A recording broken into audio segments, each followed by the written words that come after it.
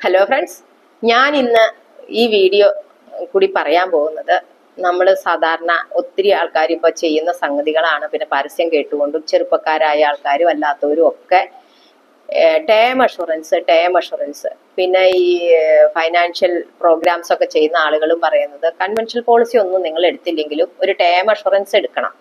അത് നിങ്ങളുടെ വരുമാനത്തിനനുസരിച്ച് നിങ്ങൾ എടുത്തു വെക്കണം. 1 കോടിയോ 2 കോടിയോ എടുത്തു വെക്കണം എന്ന് പറയും. പരസ്യത്തിലാണെങ്കിലും കാണും ഇത്ര രൂപ, 1 കോടിക്ക് ഇത്ര രൂപ വെച്ച് സ്റ്റാർട്ട് ചെയ്യുന്നു, ഇത്ര രൂപയ്ക്ക് സ്റ്റാർട്ട് ചെയ്യുന്നു എന്നൊക്കെ. പക്ഷെ അത് കിട്ടണമെങ്കിൽ, നല്ലൊരു കമ്പനിയുടെ പോളിസി കിട്ടണമെങ്കിൽ നമുക്ക് അത്രയും രൂപയുടെ ക്ലെയിം കിട്ടാൻ വേണ്ടിയിട്ട് 1 കോടി 2 കോടിയൊക്കെ ചെയ്യുമ്പോൾ അല്ലെങ്കിൽ നല്ല വരുമാനമുള്ള ആൾക്കാർക്ക് അൺലിമിറ്റഡ് ആയിട്ട് കൊടുക്കും.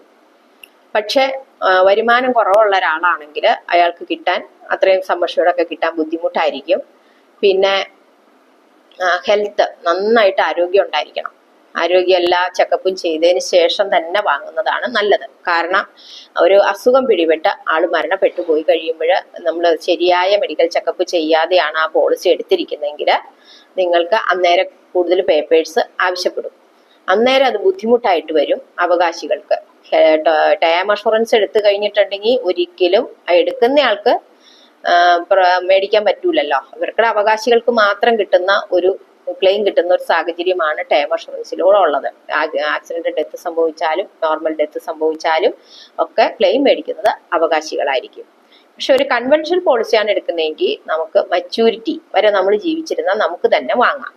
അപ്പൊ അതിനകത്ത് പ്രീമിയം കൂടുതലാണ്, സമ്മതിക്കുന്നു. പക്ഷെ അതുകൊണ്ട് തന്നെ അതിനകത്ത് കുറെ ബെനിഫിറ്റുകളും ഉണ്ട്. നമുക്ക് പൈസ മച്യൂരിറ്റി കിട്ടുമ്പോഴാണ് നമുക്ക് ബെനിഫിറ്റ് കുറവായിട്ട് തോന്നുന്നത്. എവിടെയെങ്കിലുമൊക്കെ നിക്ഷേപിച്ചൊരു ബിസിനസ്സിലോ അല്ലെങ്കിൽ ലാഭം ഉണ്ടാക്കാവുന്ന മറ്റു കാര്യങ്ങളിലോ മ്യൂച്വൽ ഫണ്ടിലോ ഒക്കെ നിക്ഷേപിച്ച വരുമാനം ഉണ്ടാക്കിയെടുക്കാം എന്ന് പറയും.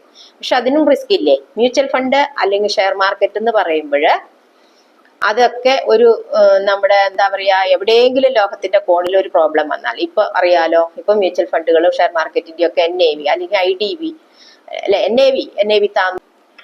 അപ്പൊ നമുക്ക് അങ്ങനെ ഈ പറയുന്ന ഷെയർ മാർക്കറ്റിന്റെ വാല്യൂ താഴുന്ന സമയത്ത് നമുക്ക് അതിനകത്ത് കിട്ടാൻ, അതായത് നമ്മൾ പറയുന്ന ബെനിഫിറ്റ് ആ സമയത്താണ് നമുക്ക് ആവശ്യം വരുന്നതെങ്കിൽ നമുക്ക് പറയുന്ന ബെനിഫിറ്റ് കിട്ടില്ല. പിന്നെ നമുക്ക് അന്നേരം വേണമെങ്കിൽ വേറെ ഏതെങ്കിലും സൊല്യൂഷൻ കണ്ടെത്താൻ പറ്റുന്നവർക്കൊക്കെ ആണെങ്കിൽ കുഴപ്പമില്ല.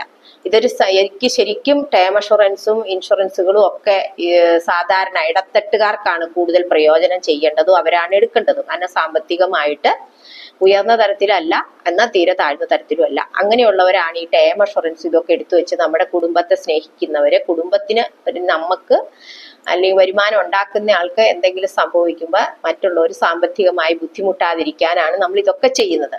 അപ്പൊ അങ്ങനെ ചെയ്യണ സമയത്ത് നമ്മൾ കൂടുതൽ ബെനിഫിറ്റ് കിട്ടാൻ പോയിട്ട് കുറച്ച് എന്തെങ്കിലും കിട്ടില്ലാത്തൊരവസ്ഥ അല്ലെങ്കിൽ നമ്മൾ ഉദ്ദേശിച്ച ഫലം കിട്ടാത്തൊരവസ്ഥ വരുന്നതിനേക്കാൾ അത് നിക്ഷേപിക്കുന്നതിനോടൊപ്പം നിങ്ങൾക്ക് അതിന്റെ നിങ്ങളുടെ സാഹചര്യം അനുസരിച്ചിട്ട് ഒരു പോളിസി കൺവെൻഷനിൽ ഒരു 5 ലക്ഷം നിങ്ങളുടെ വരുമാനത്തിന് അനുസരിച്ചിട്ട് എടുക്കാൻ പറ്റുന്ന ഒരു 5, 10, 15, 20, 25 ലക്ഷം, ഏറ്റവും കൂടി ഒരു 50 ലക്ഷത്തിലൊക്കെ വരെയുള്ള പോളിസി അടയ്ക്കാൻ വശം ഉണ്ടാവണം. അതിന്റെ പ്രീമിയം ഒരിക്കലും വ്യത്യാസമൊന്നും വരില്ല. വർഷം കുറച്ചെടുത്താൽ കൂടുതൽ വരും. അപ്പൊ പെട്ടെന്ന് അടവ് കഴിയും. 5 വർഷം കൊണ്ടോ 10 വർഷം കൊണ്ടോ ഒക്കെ അടച്ചു കൊടുക്കാവുന്ന കൺവെൻഷണൽ പോളിസികളുണ്ട്. ഇനി വർഷം അങ്ങനെ അടയ്ക്കാൻ പറ്റില്ല, ചില വർഷം കൂട്ടി വെച്ച് കഴിഞ്ഞാൽ അതിന് ബോണസ് റേറ്റ് അന്നേരം കൂടുതൽ കിട്ടും റിട്ടേൺ കിട്ടുമ്പോൾ. അങ്ങനെയുള്ള സംവിധാനങ്ങളും ഉണ്ട്. പിന്നെ അങ്ങനെ ഒരെണ്ണം അടച്ചിട്ട് 5, 10, 15 വർഷം അടച്ചു കഴിഞ്ഞ് ജീവിതകാലം മുഴുവൻ ഒരു നിശ്ചിത എമൗണ്ട് റിട്ടേൺ കിട്ടുന്ന സ്കീമുകളുണ്ട്. ആ സമയത്തും നമുക്ക് ലോൺ എടുക്കാൻ, ഒരു പെട്ടെന്നൊരാവശ്യം വന്നാൽ ആ പോളിസിന്ന് ഇത്ര രൂപ വരെ നമുക്ക് ലോൺ എടുക്കാനുള്ള സംവിധാനമുണ്ട്. പിന്നെ നമ്മളൊരു ചിട്ടിയൊക്കെ കൂടി പൈസ മേടിക്കുന്ന ആളുകളാണെങ്കിൽ അതിനു വേണ്ടിയിട്ട് നമുക്ക് അസൈൻ ചെയ്ത് കൊടുക്കാനും ആ ബോണ്ട് ഒക്കെ ഉപയോഗിക്കാം നമുക്ക് ഇൻഷുറൻസിന്റെ. അങ്ങനെയുള്ള പദ്ധതികളാണ് ഈ കൺവെൻഷണൽ പോളിസികളിലൂടെ. അതിനകത്തെന്ന് പറയുമ്പോൾ നമ്മുടെ വരുമാനം അനുസരിച്ചിട്ട് മെഡിക്കൽ ചെക്കപ്പ് ഇല്ലാതെ എടുക്കാൻ പറ്റുന്ന ഒരു തുകകളുണ്ട്. പിന്നെ മെഡിക്കൽ ചെക്കപ്പ് വേണം എങ്കിൽ നമുക്ക് കുറച്ചുകൂടി വലിയ സമസ്യകളൊക്കെ എടുക്കുമ്പോഴാണ് മെഡിക്കൽ ചെക്കപ്പിനൊക്കെ പോകേണ്ടി വരുന്നത്. ഹെൽത്ത് ഡിക്ലറേഷൻ മെഡിക്കൽ ചെക്കപ്പ് ഇല്ലാതെ തന്നെ നമുക്ക് എടുക്കാം.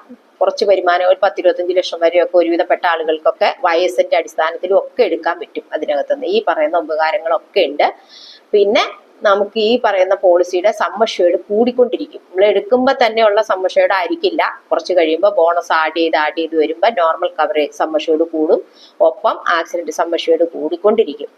മറ്റ് നമ്മൾ ടേം അഷുറൻസ് എടുക്കുമ്പോൾ നിങ്ങൾക്കറിയാലോ എപ്പോഴും ഒരേ സം അഷ്യൂർഡ് തന്നെയാണ് ഉള്ളത്, അല്ലെങ്കിൽ ഇൻക്രീസിങ് ലെവലിലുള്ളതൊക്കെ കിട്ടണം. അപ്പൊ അതിന് പ്രീമിയം കൂടുതലായിരിക്കും. പിന്നെ എന്തെങ്കിലുമൊക്കെ ക്ലെയിം വരുന്ന സമയത്ത് നമ്മളോട് കൂടുതലായിട്ട് പേപ്പറുകൾ ആവശ്യപ്പെടാൻ, ഇപ്പൊ LIC ഒക്കെ ആണെങ്കിൽ എടുക്കുമ്പോൾ തന്നെ എല്ലാ പേപ്പറുകളും കംപ്ലീറ്റ് ചെയ്തതിന് ശേഷം മാത്രമാണ് പോളിസി എടുക്കുകയുള്ളൂ. നല്ല പ്രീമിയം ഉണ്ട് മറ്റു കമ്പനികളുടെ പോളിസിനേക്കാളും താരതമ്യം ചെയ്ത് നോക്കുമ്പോൾ. അപ്പൊ നമ്മൾ പോളിസി കാര്യം ഇപ്പം ആൾക്കാർ പറയുന്നതൊക്കെ എന്താണെന്ന് വെച്ചാൽ, നിങ്ങൾ ഇപ്പൊ ഒരു ഹെൽത്ത് ഇൻഷുറൻസ് എടുക്കുമ്പോൾ തന്നെ ആണെങ്കിലും പറയുന്നത് ഒത്തിരി ഓപ്ഷൻസ് ഉണ്ട്, നിങ്ങൾ തന്നെ കയറി അത് താരതമ്യം ചെയ്ത് പ്രീമിയം കുറവുള്ളത് നോക്കി നല്ല പോളിസി നോക്കി എടുക്കാൻ പറയും. അതിനകത്ത് പറയുന്നത് എല്ലാ ഓഫറുകളാണ്, പ്രീമിയം കുറവും തന്നിട്ടുണ്ടെങ്കിൽ പോലും ക്ലെയിം വരുമ്പോഴായിരിക്കും നിങ്ങൾ അതിന്റെ വ്യത്യാസം മനസ്സിലാക്കുന്നത്. ഓഫറിന് മേടിക്കുന്ന ഒരു സാധനം ഡാമേജ് ആയി പോയാൽ, അല്ലെങ്കിൽ അതിനെന്തെങ്കിലും കുഴപ്പം വന്നു പോയാൽ ആരോട് പരാതി പറയും? അപ്പൊ നിങ്ങൾക്ക് ഇത്ര ശതമാനം ഓഫറിലല്ലേ തന്നേ എന്ന് ചോദിക്കും. നല്ല വിലയിട്ട് ചോദിക്കുന്ന സാധനത്തിനാണ് മാത്രമാണ് നമുക്ക് ഗ്യാരണ്ടി പറയാൻ പറ്റുള്ളൂ.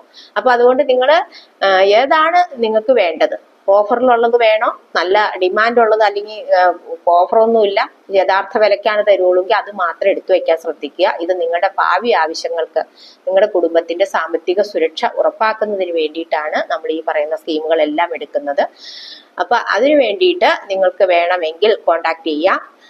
എന്റെ നമ്പർ 99 47 45 96 64. ഈ നമ്പറിൽ, ഇത് എന്റെ വാട്സാപ്പ് നമ്പറാണ്. ഈ നമ്പറിൽ മെസ്സേജ് അയച്ചാൽ ഞാൻ തീർച്ചയായിട്ടും റിപ്ലൈ ചെയ്യുന്നതാണ് ഈ പോളിസികളെ പറ്റിയിട്ട് അറിയാൻ.